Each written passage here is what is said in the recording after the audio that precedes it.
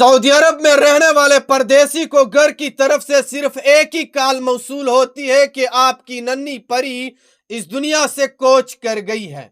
और उसके बाद जैसे ही ये अल्फाज सुनता है, यहाँ पे जो दिमाग पड़े हैं वो सुन हो जाते हैं, जुबान पे ताला लग जाता है।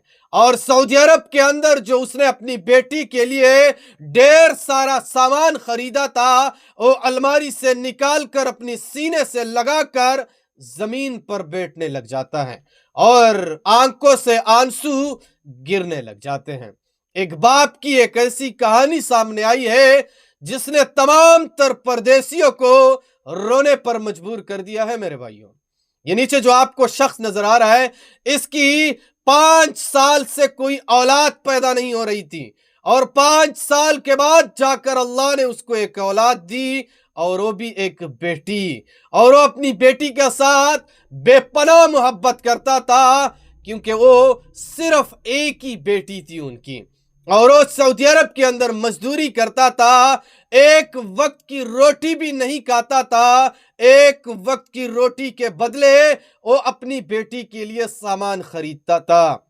लेकिन वक्त और तकदीर कैसे बदलता है कि एक दिन ये अपने कमरे के अंदर अपनी बेटी का सामान संभाल रहा है और इस दौरान इसको घर की तरफ से कॉल मौसूल होती है।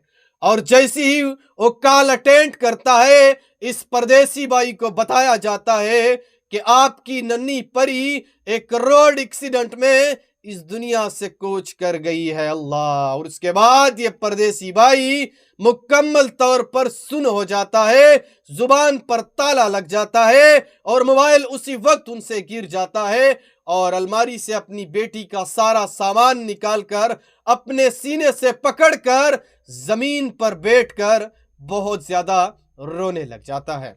यानी वहां पे कुछ दोस्तों के साथ मेरा राब्ता हुआ जो इनके दोस्त हैं, उनका कहना है कि ये मुसलसल 1 हफ्ते से रात भर अपने बेटी का सामान सीने से लगाकर रो रहा है। कभी सो जाता है, कभी उठ जाता है, कभी सो जाता है, कभी उठ जाता है, और अभी तक उसका दिमाग इस बात को तस्लीम नहीं कर रहा है कि आपकी नन्ही परी हमेशा हमेशा के लिए आपसे जुदा हो गई है। यानी एक परदेश की जिंदगी इतनी सख्त होती है जिसके बारे में हम और आप कभी तस्वुर भी नहीं कर सकते हैं। मेरे भाइयों, घर से दूर, बच्चों से दूर, माँ बाप से दूर, दोस्तों से दूर, रिश्तेदारों और गांव से दूर, और वहां पे क्या करता है, रिस्क हलाल कमाता है।